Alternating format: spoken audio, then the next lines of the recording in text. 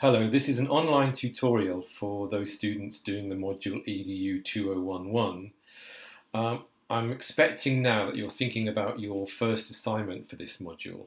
We've got just under a month until the due date. And I wanted to make sure that you realise that this was set, you can begin to work on it, and to remind you that the hand-in date, which is the 2nd of December. So again, just under a month. Now, I'm going to read from the module guide, and I'd like you to, at the very least, have studied closely the guidance, the specific instructions for this particular assignment, and also have thought to think very clearly, on the one hand, about the countries that you want to compare, but on the second hand, the specific issue that you're going to use in order to compare them. Now, I know in the past, sometimes it's been easier for students to find the particular issue that they're interested in. For example, school starting age, approaches to special needs, the issues to do with a diverse population, religious minorities, whatever. And then think of the countries, the two countries that they can look at to compare.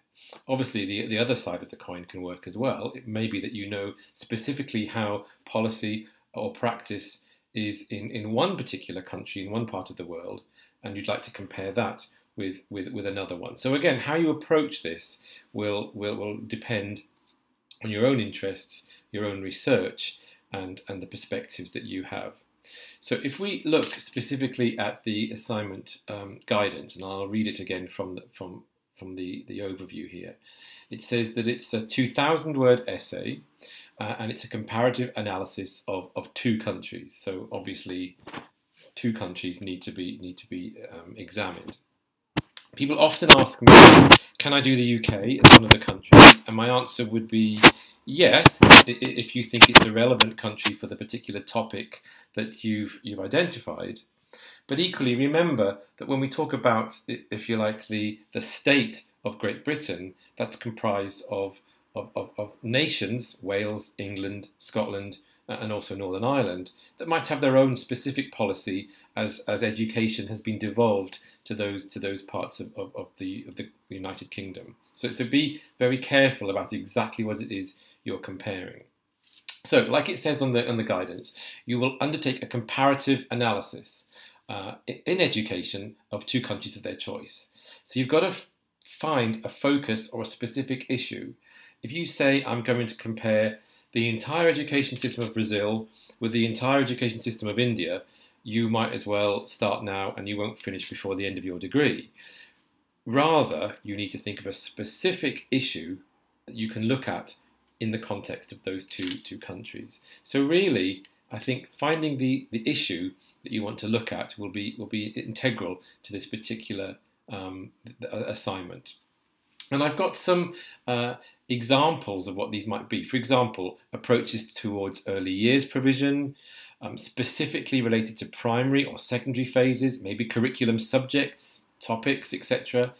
The impact of certain factors such as history or culture, specific curriculum areas, for example, literacy, mathematics, science, and again, you might want to refer or look at some of the OECD data that gives us an idea of how different countries perform in those areas, or specific groups within society, perhaps children with special educational needs, children that are bullied, children from ethnic minorities, children from sexual minorities, for example. So again, have a think specifically about the issue that you want to compare.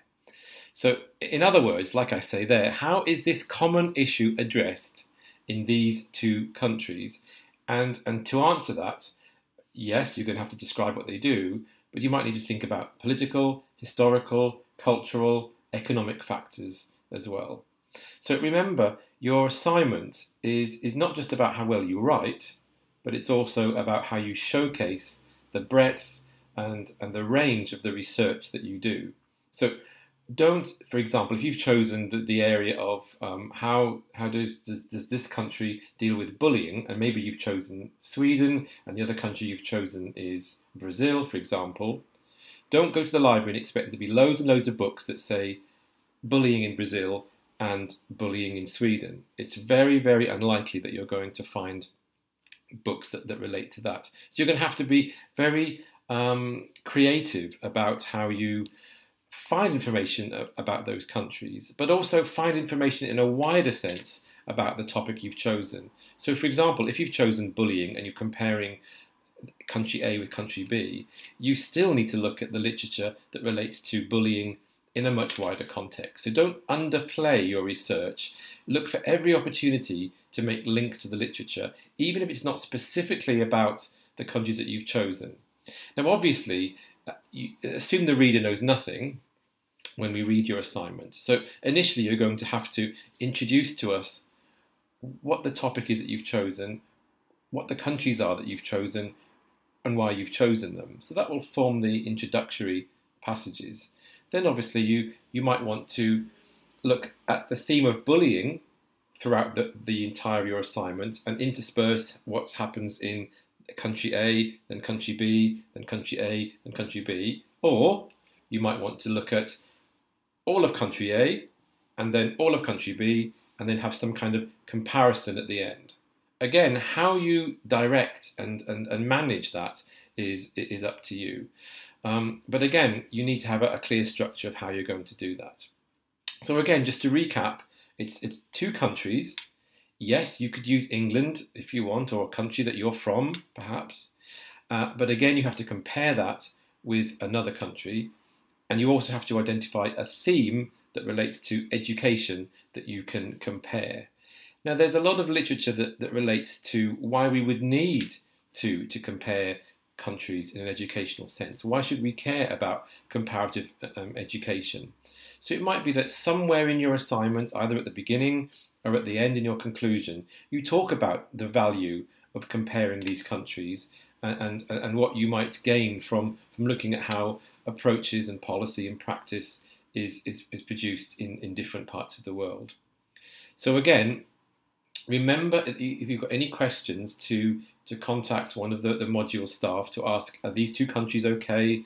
Is this topic fine? But really, I think you should be confident and motivated and identify these things yourself and begin the research as soon as possible. It's 2,000 words, and actually that's not a great deal for this particular assignment. So you're going to have to be very careful about how you construct and plan and write.